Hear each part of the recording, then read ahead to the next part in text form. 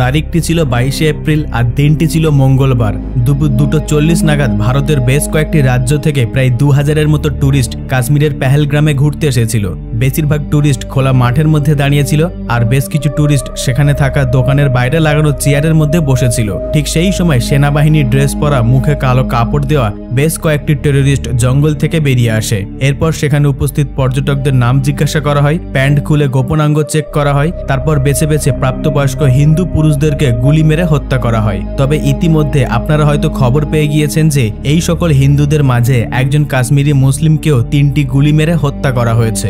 যখন এই সকল হিন্দু ট্যুরিস্টদের নৃশংসভাবে গুলি করে হত্যা করা হচ্ছিল, তখন আদিল নামক এই কাশ্মীরি ব্যক্তি টেররিস্টদেরকে আটকানোর চেষ্টা করে, তাদের কাছে আকুতি মিনতি করে তারা যেন এই নিষ্পাপ নিরীহ মানুষদেরকে না হত্যা করে। যেহেতু এই কাশ্মীরি মুসলিম ভাই টেররিস্টদের বাধা দেওয়ার চেষ্টা করেছিল, তাদের বন্দুক ছিনিয়ে নেওয়ার চেষ্টা করেছিল, তাই এই আদিল ভাইকে সেখানে 3টি গুলি মেরে হত্যা করা হয়। এরপর প্রায় 10 মিনিট পর্যন্ত এই টেররিস্টরা কন্টিনিউয়াসলি গুলি চালাতে থাকে, যার ফলে সেখানে উপস্থিত ট্যুরিস্টরা এবং দোকানদাররা এটা ভালো করে বুঝে গিয়েছিল যে আতঙ্কবাদীরা হামলা করেছে। প্রথম দিকে একজন পর্যটকের মৃত্যুর খবর আসে আর রাত 11টা বাজতে বাজতে প্রায় 27 জন পর্যটকের মৃত্যুর খবর পাওয়া যায় আর একজন কাশ্মীরি মুসলিম ভাই, মোট 28 জন মারা গিয়েছিল।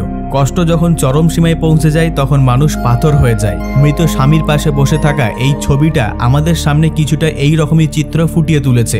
রিপোর্ট অনুযায়ী জানতে পারা যায় যারা মারা গিয়েছে বেশিরভাগটাই পুরুষ, বাচ্চা এবং নারীদেরকে ছেড়ে দিয়েছে তাদেরকে নিচে চলে যাওয়ার জন্য বলেছিল। কিন্তু শুরুর দিকে সেখানে উপস্থিত পর্যটকরা এটা বুঝতে পারছিল না যে সেখানে কি ঘটনা ঘটেছে, কারণ আক্রমণকারীরা আর্মিদের ড্রেস পরেছিল এবং মুখের মধ্যে কালো মাস্ক অর্থাৎ কাপড় জড়িয়েছিল।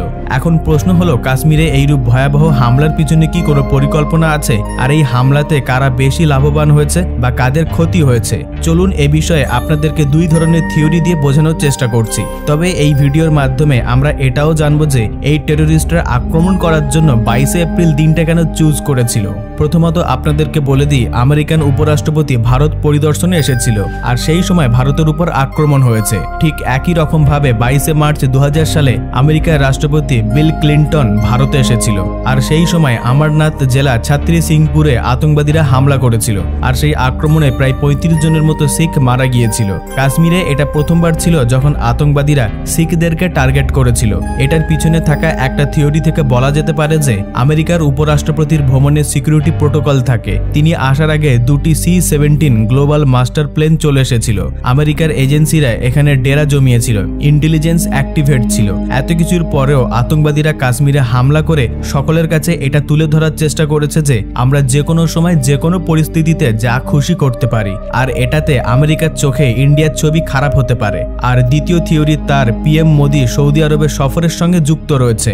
এটার মাধ্যমে আতঙ্কবাদীরা মেসেজ দেওয়ার চেষ্টা করেছে যে কাশ্মীরের সমস্যা এখনো পর্যন্ত মেটেনি। 22শে এপ্রিল ইন্ডিয়ার prime minister Narendra Modi Saudi আরবের জেদ্দাতে গিয়ে পৌঁছায়। তবে নরেন্দ্র মোদির এই সফর অনেকটা সময় আগে থেকে ঠিক করা ছিল। সৌদি আরব সফরে PM মোদি সেখানকার ক্রাউন প্রিন্সের সঙ্গে দেখা করতে যান আর 2 নেতার মধ্যে অনেক রকমের চুক্তিপত্র হওয়ার কথা ছিল। এমন পরিস্থিতিতে সৌদি আরবের পুরাতন বন্ধু, স্ট্র্যাটেজিক পার্টনার পাকিস্তানের PM মোদির এই সফর কিছু মাত্রায় জ্যালাস ফিল করাচ্ছিল। থিঙ্ক ট্যাঙ্কস নোভা ইনস্টিটিউট এর ডাইরেক্টর এবং পাকিস্তানি অ্যানালিস্ট কুমার চিমা এর মতামত অনুসারে PM মোদির সৌদি আরব সফর পাকিস্তানের জন্য একটি চ্যালেঞ্জিং ম্যাটার। আর এটাও খবর পাওয়া যাচ্ছে যে সৌদি আরব পাকিস্তানের জন্য নতুন নিয়ম নিয়ে আসতে চলেছে। অপর পাশে ভারতের প্রধানমন্ত্রী সৌদি আরবের সঙ্গে আরব ডলারের ডিল করতে চলেছে আর এই চুক্তি সফল হলে ভারত অনেক বেনিফিট পেত এবং অনেক টাকা তারা আয় করতে পারত সৌদি আরবের থেকে। এখন হয়তো আপনি বুঝতে পারছেন আতঙ্কবাদীরা এই দিনটা কেন চুজ করেছিল। এটা হয়তো এতক্ষণে আপনাদের কাছে পরিষ্কার হয়ে গিয়েছে। অর্থাৎ এই আতঙ্কবাদীরা ভারত সরকার সমেত মধ্যপ্রাচ্যের মুসলিম দেশদেরকে এটা মেসেজ দেওয়ার চেষ্টা করেছে যে কাশ্মীরের সমস্যা এখনো পর্যন্ত সমাধান হয়নি। Retire lieutenant general Sanjay Kulkarni জানিয়েছেন এই আতঙ্কবাদী হামলা একদম টাইমিং দেখে এবং সিস্টেমেটিক মেথডে করা হয়েছে। ভারতের প্রধানমন্ত্রী মোদি বিদেশ সফরে গিয়েছে, এমন সময় এই ঘটনাটি ভারতকে নিচু দেখানোর জন্য করা হয়েছে। এখন প্রশ্ন হলো, আতঙ্কবাদীরা আক্রমণ করার জন্য পেহেলগ্রাম জায়গাটি কেন চুজ করেছে? এবছরে অমরনাথ যাত্রা 62 দিনের হওয়ার কথা রয়েছে আর এটা 9ই আগস্ট সমাপ্ত হবে। প্রত্যেক বছর এই যাত্রা সিকিউরিটির নজরে থাকে এবং এটা খুবই সেন্সিটিভ একটা ম্যাটার। তবে ইন্টেলিজেন্সের মতামত অনুসারে এই যাত্রাপথে বেশিরভাগ সময়টা আক্রমণ হওয়ার সম্ভাবনা থাকে। যার ফলে জম্মু কাশ্মীরে সিকিউরিটি এবং ইন্টেলিজেন্স এজেন্সি এ বিষয়ে সর্বদা সতর্ক থাকে। 2025 সালের 22 এপ্রিল ঠিক যে জায়গায় টেররিস্ট অ্যাটাক হয়েছে সেখান থেকে অমরনাথ যাত্রা শুরু হওয়ার কথা রয়েছে, অর্থাৎ পেহেলগাম বেস ক্যাম্প থেকে এই যাত্রা শুরু হয়। প্রায় 36 কিলোমিটার পথ অতিক্রম করার পর ভক্তরা অমরনাথ গিয়ে পৌঁছায়। এবারে আতঙ্কবাদীরা হামলা করার সময় অমরনাথ যাত্রা নিয়ে হুমকি দিয়েছে। এই আক্রমণের আরও একটি কাহিনী রয়েছে। ভারত চীনা ব্রিজে সব থেকে বড় রেলওয়ে ব্রিজ তৈরি করেছে, যার ফলে শ্রীনগর পর্যন্ত একেবারে শর্টকাট রেলপথ কানেকশন হয়েছে। 25 জানুয়ারি কাটরা শ্রীনগর রুটে এই ট্রেন সফলভাবে ট্রায়াল করেছে। ট্রেন সকাল 8টার সময় কাটরা থেকে ছাড়ে এবং 11টার সময় সফলভাবে শ্রীনগর গিয়ে পৌঁছায়। এই বছরের 19 এপ্রিল পিএম মোদির এটা উদ্ঘাটন করার কথা ছিল। যেহেতু তিনি বিদেশ সফরে ছিলেন তাই তিনি ফিরে এসে এটি উদ্ঘাটন করার কথা হয়েছিল। একই সাথে কাটরা অর্থাৎ মাতা বৈষ্ণোদেবী পৌঁছানোর পর কাশ্মীর বন্দে ভারত এক্সপ্রেস ট্রেনকে সবুজ পতাকা দেখানোর কথা ছিল। তবে এই সব আক্রমণের কারণে পিএম মোদির এই প্ল্যানগুলিকে ক্যান্সেল করে দেওয়া হয়েছে। ভারত দেশের বাকি অন্যান্য জেলা থেকে ট্রেন কানেক্টিভিটির মাধ্যমে কাশ্মীরের ট্যুরিজম অনেকটা পরিমাণে বেড়ে যেত। এটা থেকে আপনি হয়তো উপলব্ধি করতে পারবেন আতঙ্কবাদীদের এই হামলার পিছনের কারণটা অনেকটা বড় ছিল আর অনেকগুলি পয়েন্ট নিয়ে আক্রমণ করা হয়েছে। এর পিছনে একটা বড় সাইকেল চেন রয়েছে আর এদের প্রথম বা মেন টার্গেট ছিল কাশ্মীরের ট্যুরিজমকে বন্ধ করা, যার ফলে সেখানকার ট্যুরিজম বিজনেসের মধ্যে অনেক এফেক্ট পড়বে এবং মানুষের রুজি রোজগারে অনেক প্রভাব পড়বে।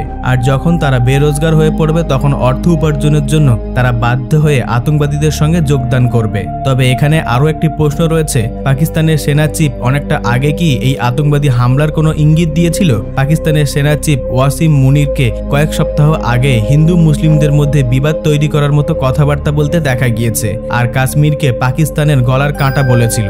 এই টেরোরিস্ট আক্রমণের পর গৃহমন্ত্রী অমিত শাহ সরাসরি দিল্লি থেকে কাশ্মীরে পৌঁছে গিয়েছে। তিনি রাজভবনে সেনা এবং অন্যান্য অফিসারদের সঙ্গে হাই লেভেলের মিটিং অ্যাটেন্ড করেছেন। তবে আমার এই ভিডিও তৈরি করার আগেই এনআইএ এর টিম তদন্ত করার জন্য পেহেলগ্রামে পৌঁছে গিয়েছে। ভারতের রাজধানী দিল্লি সমেত অন্যান্য রাজ্যে সতর্কবার্তা জারি করা হয়েছে। পিএম মোদি সৌদি আরব সফরে ছিল, কিন্তু এই হামলার পর তিনি সময়সীমার আগেই দেশে ফিরে এসেছেন। অপর পাশে এই হামলার দায়ভার লস্করে তাইয়াবের হেড স্কোয়াড নিয়েছে, অর্থাৎ the resistance of front TRF নিয়েছে। টিআরএফ এর মাস্টারমাইন্ড সাজ্জাদ গুল, যে পাকিস্তানে বসে সবকিছুকে নিয়ন্ত্রণ করে। আপনাদের জানার উদ্দেশ্যে বলে রাখি, লস্করে proxy group the resistance of front 2019 সালে অস্তিত্বে এসেছিল। টিআরএফ এর আতঙ্কবাদী জম্মু কাশ্মীরে অনেক অ্যাক্টিভ রয়েছে। কিছু তথ্য মারফত এমনটা বলা হয় যে এদের ফান্ডিং পাকিস্তানি সেনা এবং আইএসআই করে থাকে। কিছু তথ্য মারফত এটাও বলা হয় যে সাজ্জাদ গুল, সেলিম রহমানি আর সাজিদ জাট এই গ্রুপটিকে লিড করে। জম্মু কাশ্মীরে পুলওয়ামা হামলার পর এটি সবথেকে বড় আক্রমণ বলে মনে করা হচ্ছে। তবে এই আতঙ্কবাদী হামলার পর যখন কাশ্মীরি লোকাল মুসলিমরা খবর পায় তখন তারা সাহায্য করার জন্য ঝাঁপিয়ে পড়ে। ইতিমধ্যে একটা ভিডিও বেশ ভাইরাল হয়েছে যেখানে দেখতে পাওয়া যাচ্ছে একজন মুসলিম কাশ্মীরি দোকানদার একটি বাচ্চাকে তার কাঁধে নিয়ে উপর থেকে নিচের দিকে নেমে আসছে।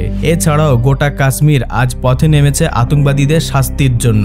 এমনকি সোশ্যাল মিডিয়ার মধ্যে ভিডিও এবং রিপোর্ট অনুযায়ী দেখতে পাওয়া যাচ্ছে কাশ্মীর কিভাবে ট্যুরিস্টদেরকে গাইড করছে, তাদেরকে সম্পূর্ণ বিনামূল্যে ট্যাক্সি সুবিধা দিচ্ছে, প্রত্যেক মোড়ে মোড়ে জল এবং খাবার সাপ্লাই দেওয়া হচ্ছে।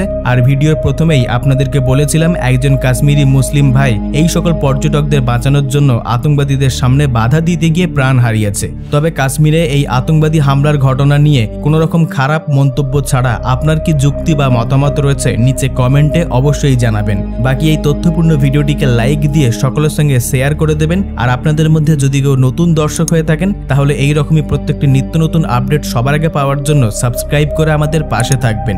সর্বশেষে থ্যাঙ্কস ফর ওয়াচিং।